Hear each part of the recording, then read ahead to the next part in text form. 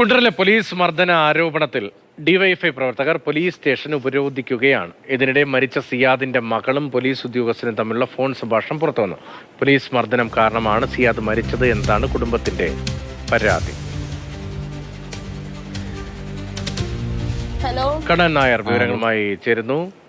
കണ്ണൻ, സിയാദ് മരിച്ചത് മർദ്ദനത്തെ തുടർന്നാണ് എന്ന വലിയ പരാതി ഉയരുകയാണ്. അതിനിടയിൽ ഇപ്പോൾ കുണ്ടറ പോലീസ് സ്റ്റേഷനിൽ ഡിവൈഎഫ്ഐയുടെ സ്റ്റേഷൻ ഉപരോധം ഉൾപ്പെടെ നടക്കാനുള്ള ഏത് തരത്തിലാണ് പ്രതിഷേധങ്ങൾ ശക്തിപ്പെടുന്നത്?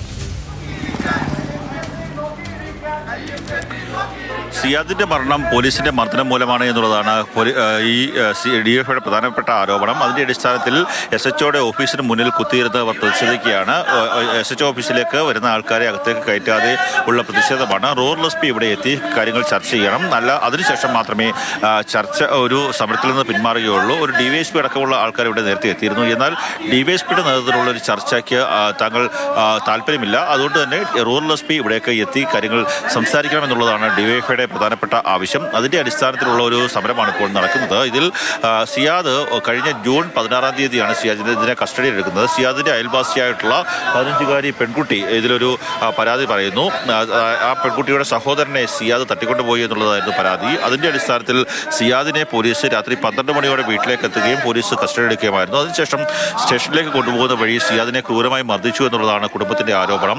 വാരിയലിനടക്കം പൊട്ടലുണ്ടായി, അത് പോലീസിന്റെ മർദ്ദനം മൂലമാണ് എന്നുള്ളതാണ് കുടുംബം ആരോപിക്കുന്നത്. അതിനുശേഷം മെനിഞ്ഞാന്നാണ് സിയാദ് മരിക്കുന്നത്. സിയാദ് കൊല്ലം ജില്ലാ ആശുപത്രിയിൽ ചികിത്സയിലായിരുന്നു. അതിനുശേഷം പരിക്ക് ഗുരുതരമായതിനെ തുടർന്ന് തിരുവനന്തപുരം മെഡിക്കൽ കോളേജ് ആശുപത്രിയിലേക്ക് അദ്ദേഹത്തെ മാറ്റുകയും ചെയ്തിരുന്നു.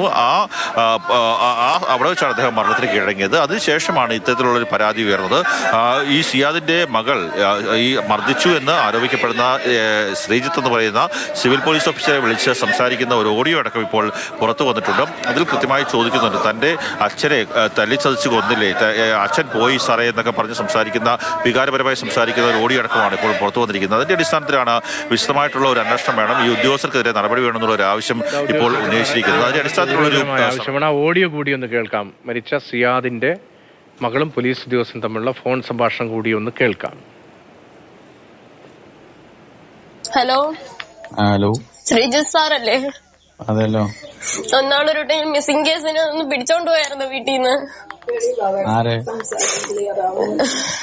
ഓർമ്മയില്ലേ? പെരുമ്പഴ കുരിശടി എടുത്ത് 2 പിള്ളേർ മിസ്സിംഗ് കേസിന്. ഓർമ്മയുണ്ടോ? ഇപ്പൊ എന്താ പറ്റിയെന്നോ? അന്ന് സാർമാരത്തെ എല്ലായിടത്തും പറഞ്ഞില്ലേ എന്റെ പപ്പാക്ക് വയ്യാത്തേന്ന്. ആന്നോ? അന്ന് സാറ് അവിടെ ഇട്ട് ഇടിച്ചെന്ന് അന്ന് അവിടെ വെച്ച് പപ്പ പറഞ്ഞായിരുന്നു. സാറാ ഇടിച്ചെന്നും പറഞ്ഞ്. ഇപ്പൊ എന്റെ പപ്പ പോയി.